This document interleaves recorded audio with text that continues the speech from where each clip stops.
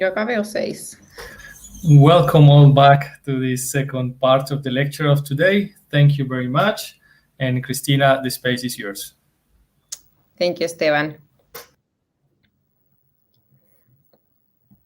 I'm sharing my screen now.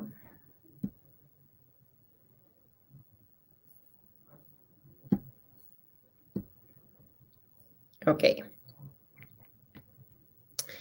Okay, then thank you for being here and following the lecture.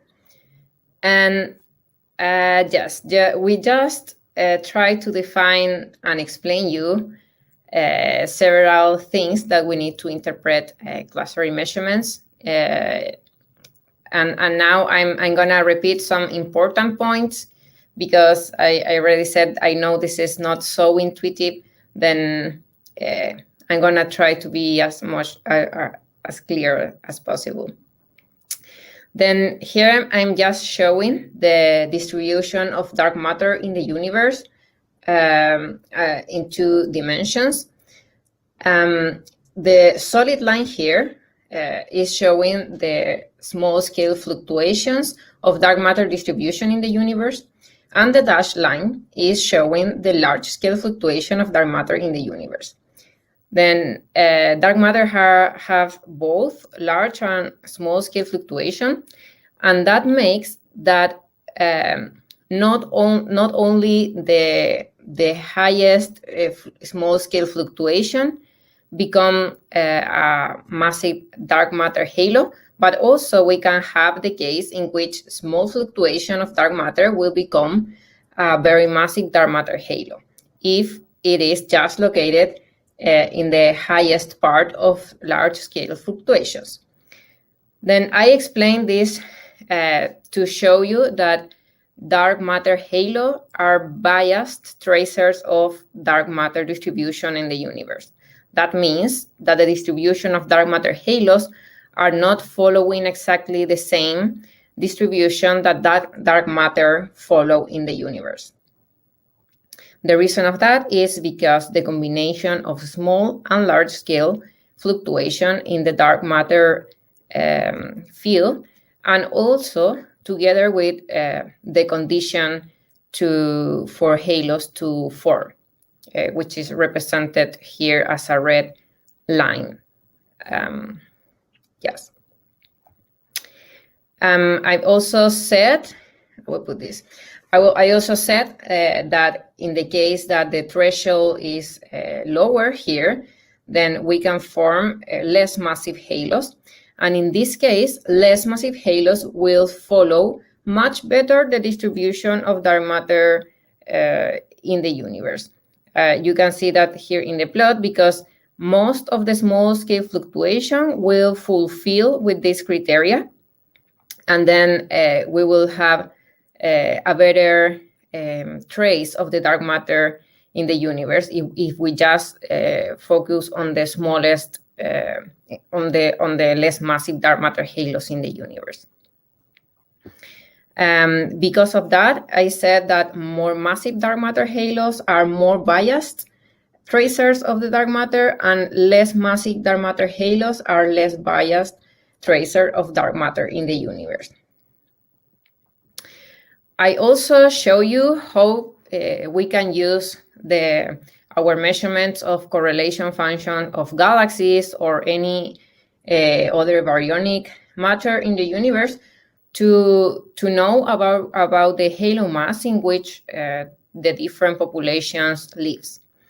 Then I define the bias, the linear bias for galaxies as the ratio between the correlation function of galaxies and the correlation function of dark matter. I also said that the correlation function of galaxies can be observed and measured directly using large surveys, but the correlation function of dark matter is only possible to compute using n-body simulations. And because of that, the bias that we can compute using the correlation function is model dependent and depend on the n-body simulation and the cosmology that each different simulation use. Here I'm also repeating the typical trends that we can find between R0, bias, and dark matter halo mass. I said that always a higher correlation length than a higher value of R0 means that the population is more clustered and that the correlation length, the correlation function is higher. That can be just seen in this equation here. Then that happened actually even at different redshifts. Okay, if a different redshift R0 is different, we also can always say that one population is more clustered than the other, and the correlation function is more clustered than the other. But if we want to make statements about the bias or about the halo mass, then we can only compare this at a fixed redshift. Then, for example, for a fixed redshift, a higher value for the correlation length R0 means a higher value for the bias. The same also here, a higher values for the correlation length means a higher value for the halo mass in which the population inhabit. And putting this together, a higher value of bias means a higher value of halo mass. Okay, then if a population has a higher bias, we can always say that the population is located in more massive halo masses. This is when you compare at the same redshift, but I also said that at different redshifts, those relations are not so trivial, because at different redshift, the correlation function of dark matter that we have here also evolved. Then we cannot make some statements without n-body simulations, basically. Okay, so how can we use this to interpret our clustering measurements that I showed yesterday? Yesterday, I showed you these dependencies of clustering with different properties of galaxies, in which more luminous galaxies and optically red early type bulge dominated, higher stellar mass galaxies and low star formation rate galaxies are more clustered than their counterparts at a fixed redshift. Then now we can say that this result implies that then all those type of galaxies also lives in more massive dark matter halos than their counterpart. Then, for example, more luminous galaxies inhabit more massive dark matter halos than less luminous galaxies. Then I already made this statement yesterday, but I promised you to explain you why we can make those statements, and now you can understand why. But now, who cares about that? Why we are interested in compare or to determine the dark matter halos in which galaxies inhabit? Well, for several reasons, actually. But here, for example, I am just giving an example why it's useful to learn about dark matter halos in which galaxies live. Then, for example, this one reason is because this provides us insights about physical processes that could be involved in the formation or evolution of galaxies. Just to make a clear example of that, for example, if high redshift quasars inhabit in massive halos, I actually yesterday showed you that at redshift 4, quasars inhabit or quasars have a very high correlation length. Then if quasars inhabit massive halos, then that means that quasar will live in overdensities or in overdense environment. That means that quasar will be surrounded by several more galaxies, because if you have more mass, you also have more galaxies. And that means that the environment will be more populated. And in more dense environment, you always have a more rate of mergers, for example, between the objects, because galaxies will start to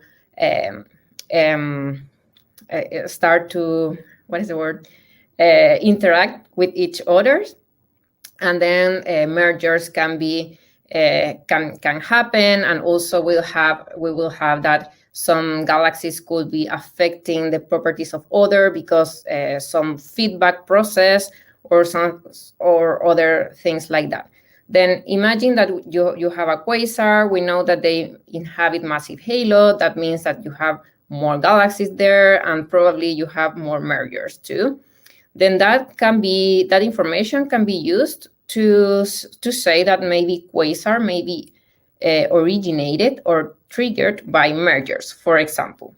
Then in that sense, clustering provide dark matter halos in which population inhabit, and you can use that information to make some statements about physical processes that are affecting the different populations.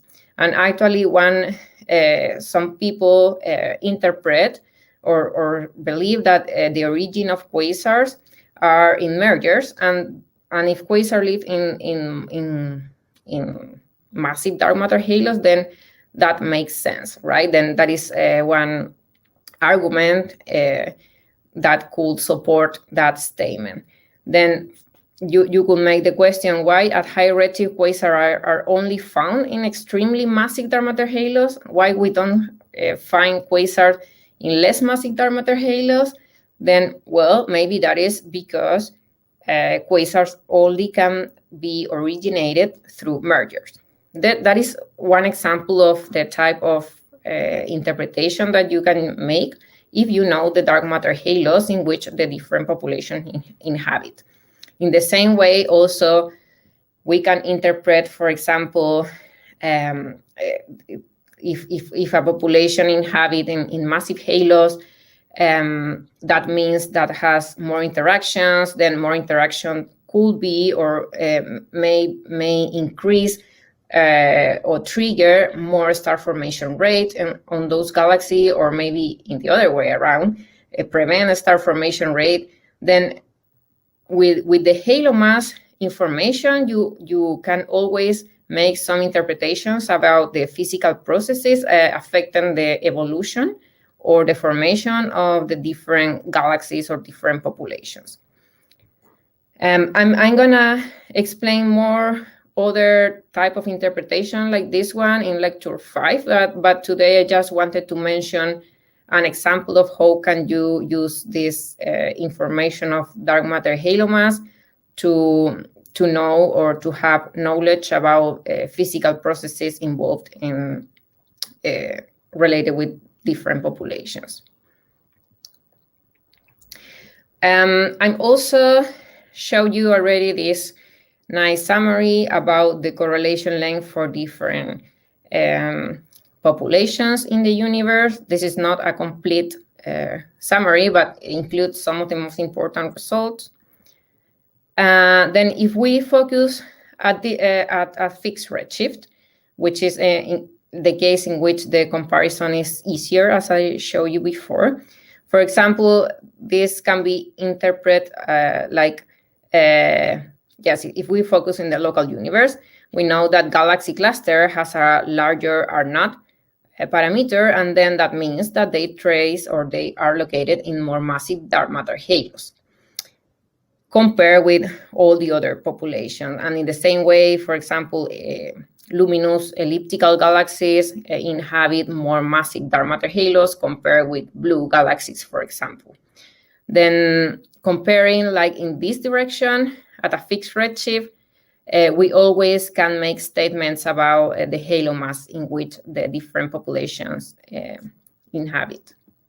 If we go at redshift 2, for example, we can say that here quasars, for example, which are the gray area here, have a higher R0 value compared with LBGs, and then that imply that quasars inhabit more massive halos than LBGs. And in the same way, we can repeat this at higher redshift. Then having the R0 information for a fixed redshift, we can always compare the halo mass or traduce R0 into halo mass and compare the different population at a fixed redshift. If we want to make statements in the other direction, then across redshift, that is more complicated to interpret because we are not looking at the same objects at different cosmic time. Then we are not observing the quasar A at redshift 5 and then observing the quasar A at redshift 1. Then we cannot really trace the evolution of the clustering of individual objects, right? Then it's not a very easy interpretation. But I want to mention that here, for example, quasars over this range have a very constant R0 value, and that doesn't mean that the halo mass is constant over all this value, because if R0 is constant over this redshift range, we know that the dark matter correlation function is not constant, and that means that the bias will not be constant over this same redshift range. Then the point that I want to make is that if you want to make statements over redshift space, you cannot just translate R0 into halo mass. You have to always compute bias and compute halo masses to really interpret this. Then again, why is useful to learn about the dark matter halos in which galaxy lives, especially at different redshifts? Well, that is actually super important because this provides us powerful tool for tracing the same population of galaxies through cosmic time. Then let me explain this a little bit better. This is a plot showing the halo mass of a population, and this is cosmic time. Then this is increasing to the right. Then here is the present time. If we have the clustering of different populations at different cosmic time, then we can compute the halo mass of different population at different cosmic time. Then we can locate the different population in this diagram. Then, for example, one galaxy, which is earlier in cosmic time, could have the same halo mass, or the halo mass could evolve such that at later cosmic time, the halo mass is very similar to other type of object. For example, we can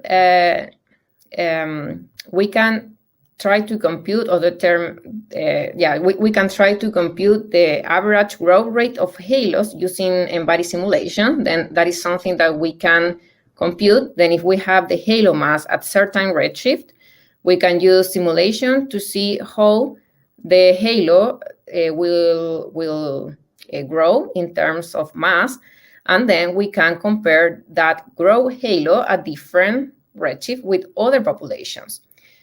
And then this allows us to make some evolutionary links between different populations. Then I'm going to explain this much better using an example.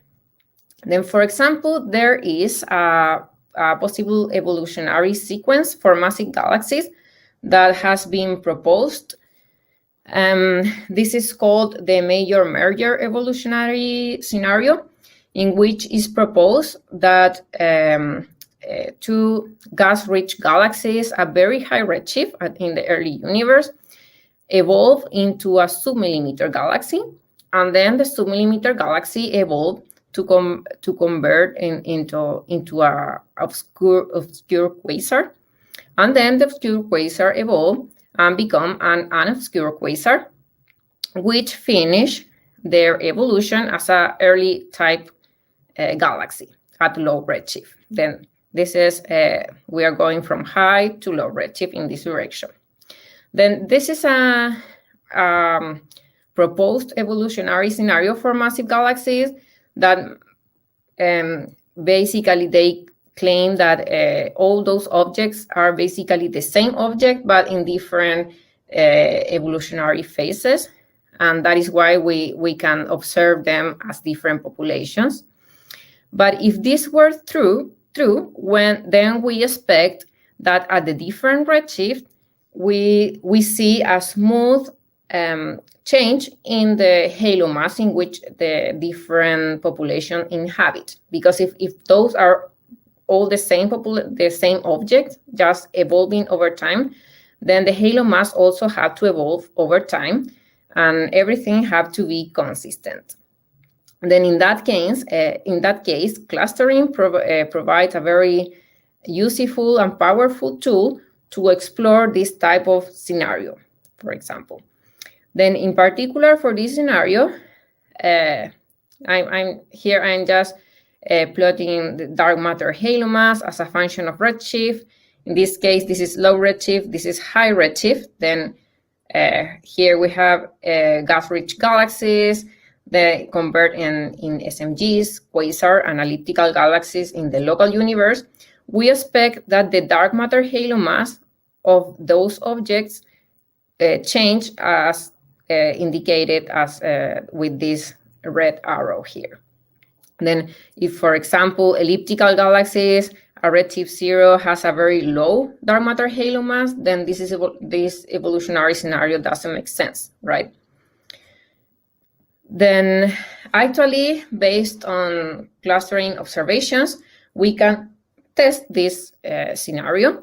Then this is showing the halo mass as a function of redshift for different populations. This is for bright line membrane galaxies, for quasars here, and for elliptical galaxies here. Those the clustering of those populations is more or less well constrained, has been measured at the redshift that I'm showing here. That is an schematic view only.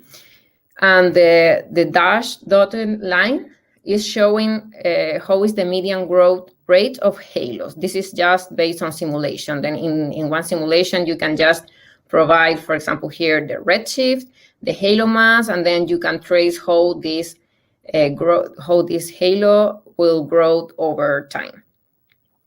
Then, for example, Hickok et al. 2012 measured the clustering of submillimeter galaxies to check if the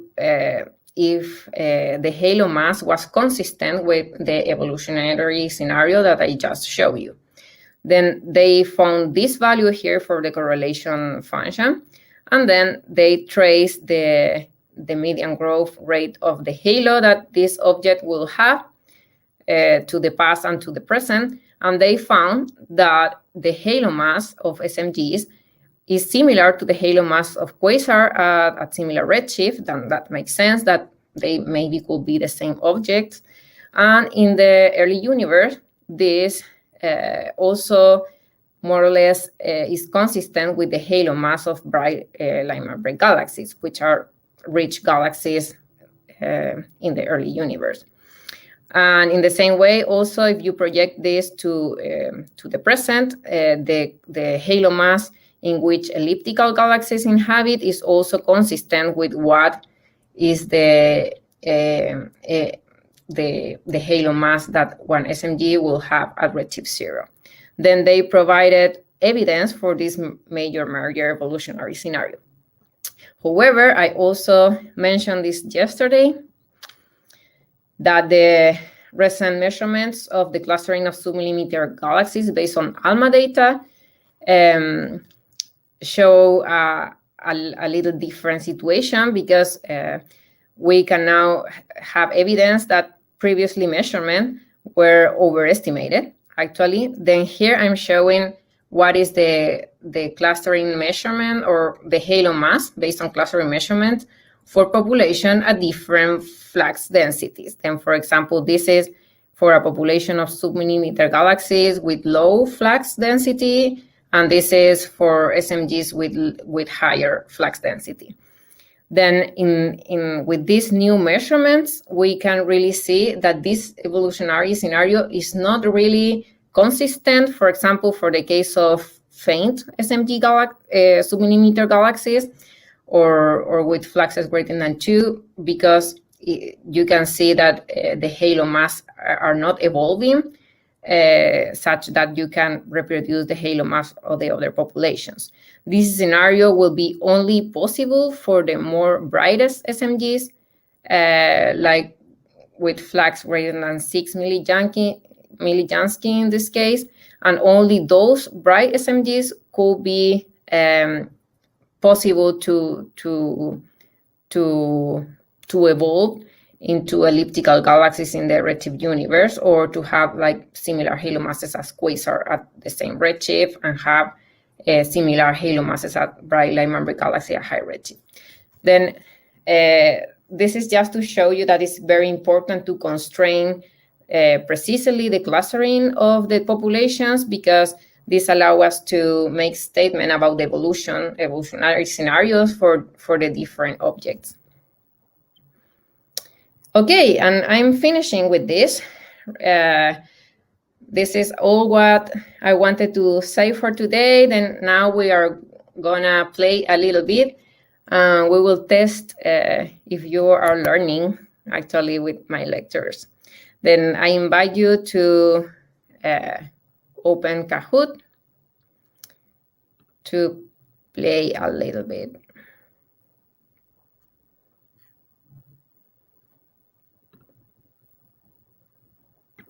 Okay.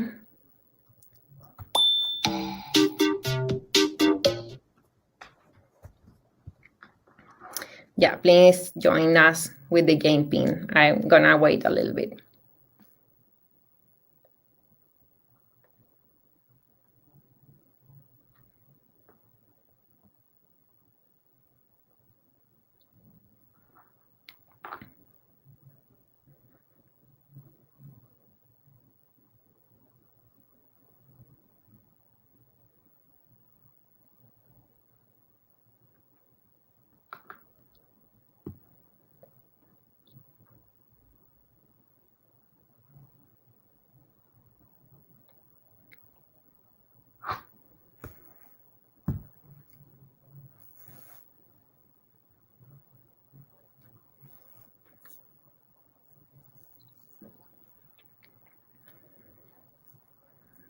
I'm gonna wait a little bit more in case more people is joining.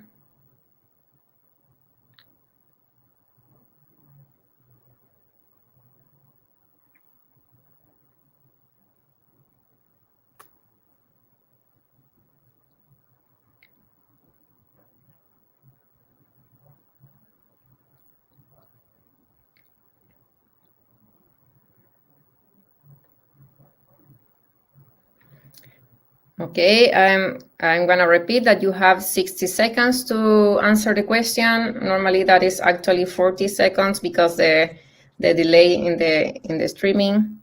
Then let's start. Okay. Then first question. The statement dark matter halos are biased tracers of the dark matter distribution means that dark matter halos exactly trace the distribution of dark matter. Only massive dark matter halos exactly trace the distribution of dark matter.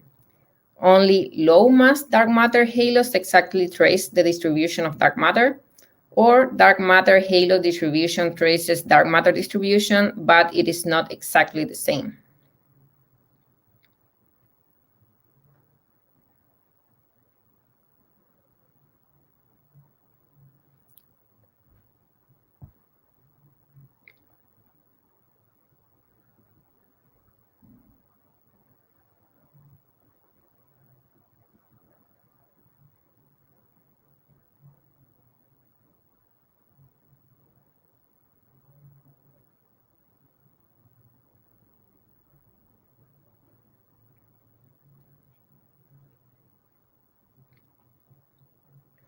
Okay, great. Most of you understood this idea about biasing. Then yes, when we say that dark matter halos are biased tracer of dark matter distribution, that means that the distribution is kind of similar. Dark matter halos trace dark matter distribution, but not exactly, just because the reason that I already explained you. Cool, let's move on. Okay, question number 2. Why dark matter halos are not unbiased tracers of dark matter? This is because the existence of small-scale fluctuations in the density field, the existence of large-scale fluctuation in the density field, because dark matter halos contain baryonic matter, or because the existence of small and large-scale fluctuation in the density field.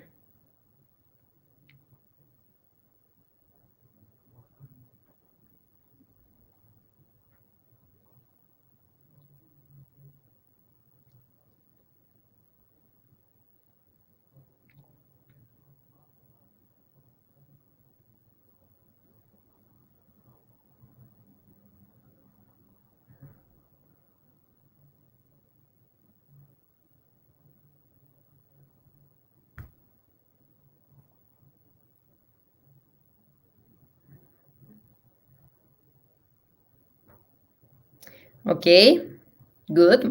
Most of you got this.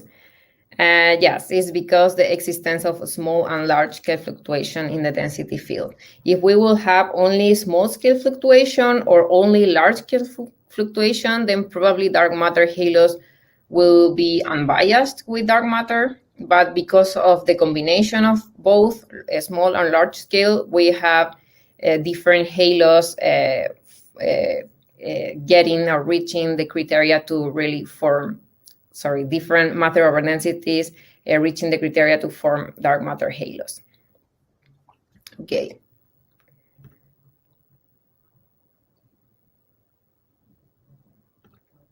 Next one, number 3. The highest peaks in the density field at the early universe will be the location of the most massive clusters at redshift 0. True or false?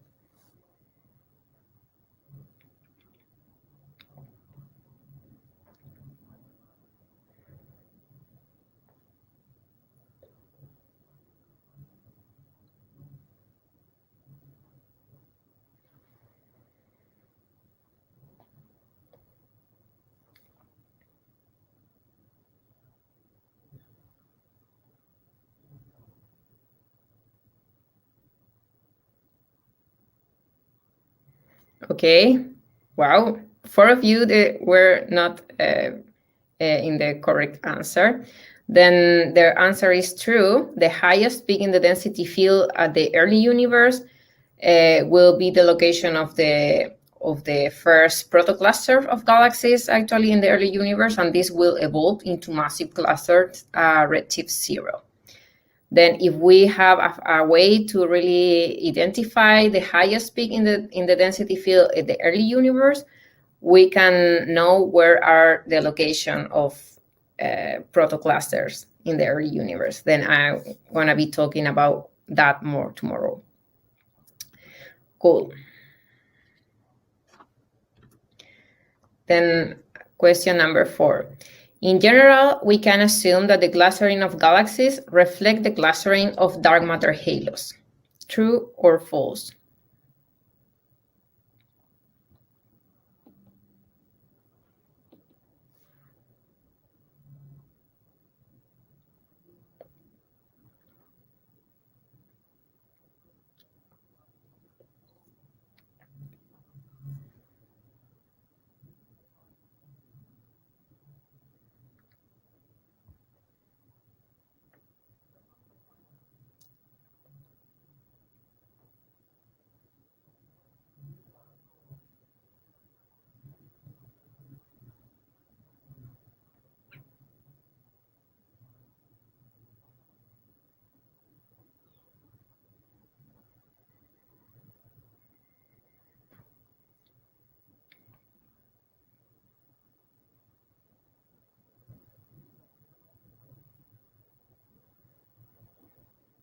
Okay, yeah, the answer is true.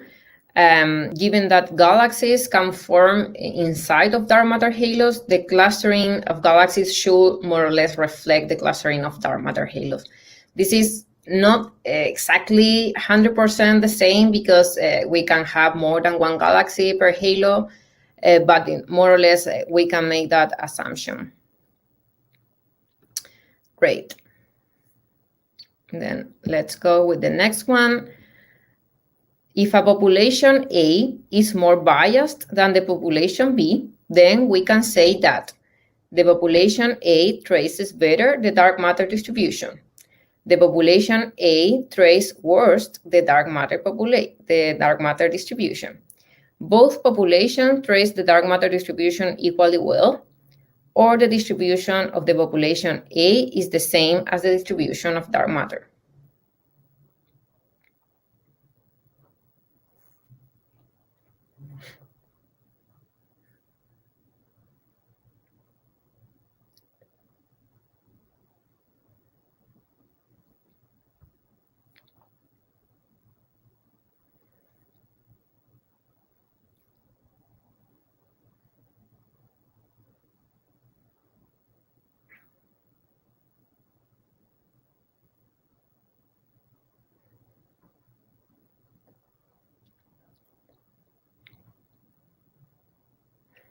Okay, great. Most of you were understanding pretty well what we teach today, and that is great. And when we talk about an unbiased tracer of matter, that means that you can reproduce pretty well the distribution of dark matter. That is the case of unbiased tracer, but as if you have a biased tracer, then that means that you are very far from the real distribution of dark matter. Then a smaller bias means that you can reproduce much better. Then in that sense, more massive halos will reproduce much better the distribution of dark matter compared with massive halos, because massive halos are more biased. Cool. Let's go to the next one. More massive halos trace better than the dark matter distribution than less massive halos. True or false? And I think that I already gave you the answer. Oops.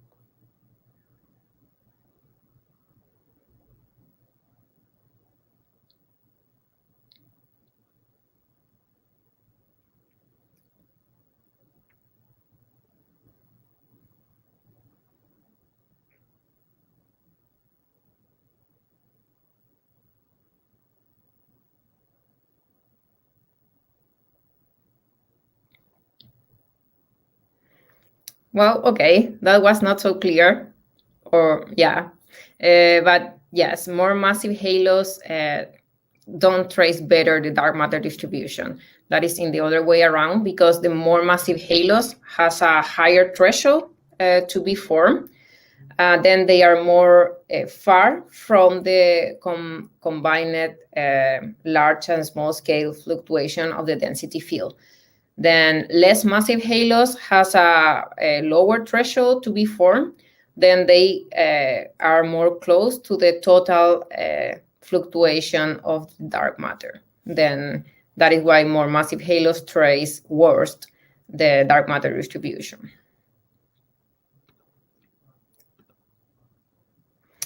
Okay, this is a true or false. To compute the absolute bias of a population of galaxies, we need to use n-body simulations. Is that true or false?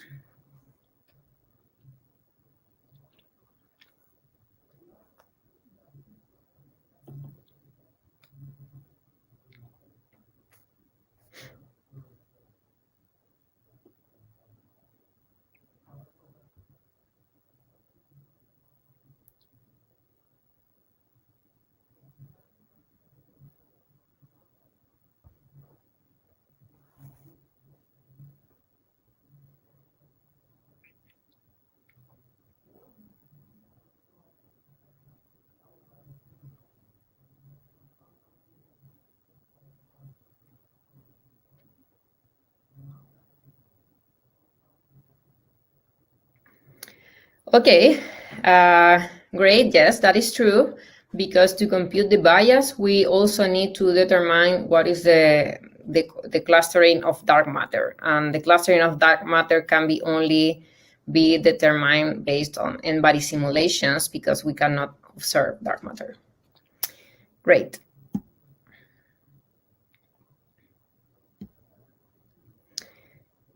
The next question is, at a fixed redshift, higher are not values result in higher bias values.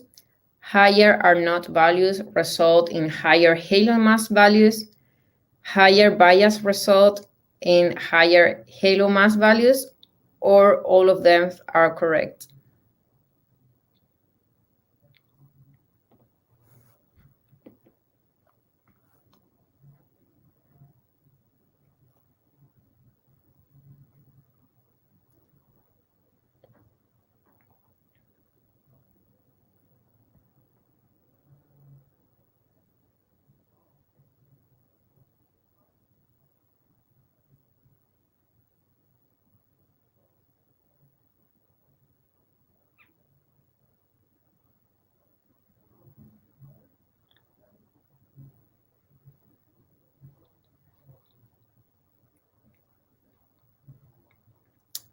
Great. All of you answered this correctly. Yeah, cool. Yeah, that is true. And this is summarized in the 3 plots, schematic plots that I show about the relations between those parameters. Then let's go to the 9th question, which says, the clustering of dark matter increases with cosmic time. True or false?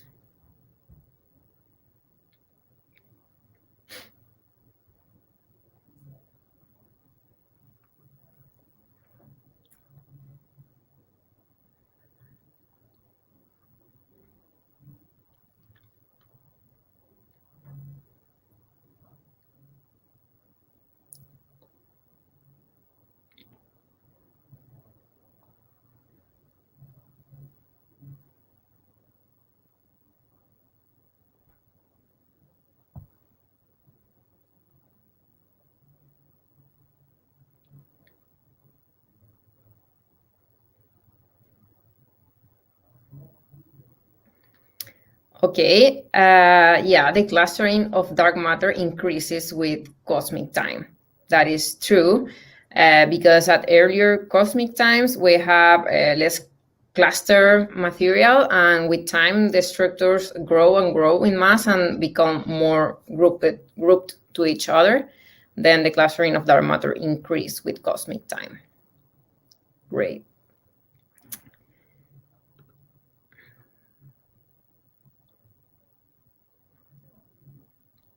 And the last question, if we want to explore evolutionary links between different populations at different cosmic times, we only need to compute their correlation lengths, compute their relative bias, compute their halo masses, or none of those are correct.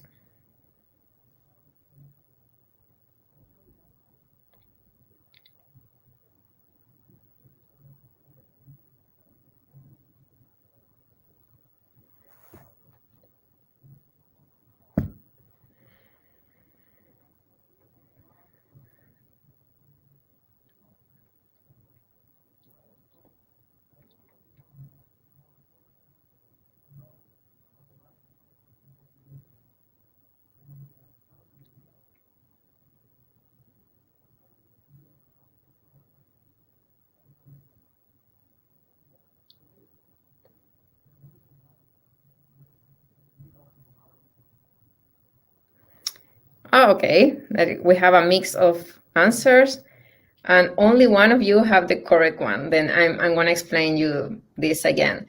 Then if you want to explore links between different populations at different cosmic times, then R0 is not informative at all. R0 is just informative for the same redshift, but you cannot now host the halo mass. Then you cannot explore if the halo mass could evolve into the other halo mass that you are exploring. Then that is why that is not correct. The relative bias is not useful because the relative bias only depends on the observed, on the clustering of the different populations. But actually, over time, we have that the clustering of dark matter is also changing. Then we have to really have that information to see how is the absolute bias of the different populations. Then the relative bias only is useful for comparing population at the same redshift. Then computing their halo mass is the only thing that we need, to have to really study evolutionary links between populations. Okay, great. That was the last question. Then we can see who got more correct answers. Great for Jamie and great for LMG. And the winner is Juan. Great. Good job, guys. Okay, cool. We have much better answers today compared with yesterday. Great. Okay, so I'm just gonna show you my last slide with the take-home message. I just saw that you followed the most important part of the lecture, then you understood very well what I wanted to teach you, then that is great. But just to repeat again, dark matter halos do not trace exactly the distribution of dark matter, but they are biased tracers of dark matter, with more massive halos being more biased. Also, the distribution of galaxies roguely trace the distribution of dark matter halos, and therefore galaxies are also biased tracers of dark matter. Then a comparison of the correlation function for different populations at the same redshift provide insight about physical processes involved in the evolution of each different population. And I already gave you one example of that, but probably tomorrow I can go deeper with other examples. The computation of the correlation function also allow us to compute the bias of galaxies. And if we know the bias, we can know also the halo mass in which the population inhabit.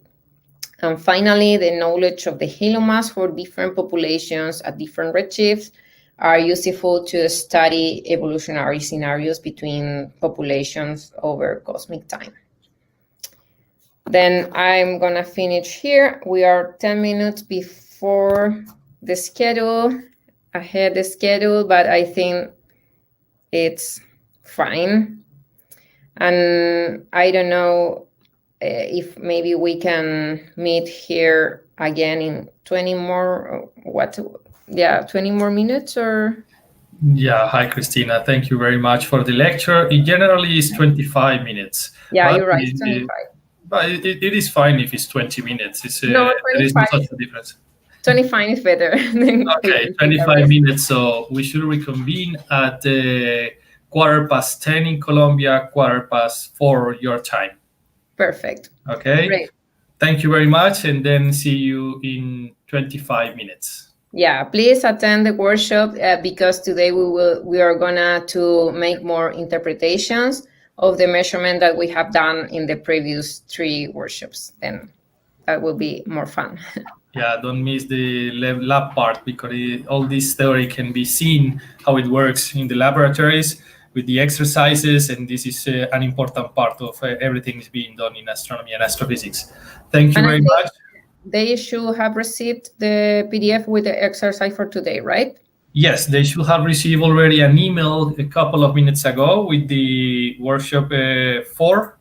If somebody didn't receive it, please contact me and I will send an email straight away. Great. Okay? Okay. Okay, thank you. See you in a while.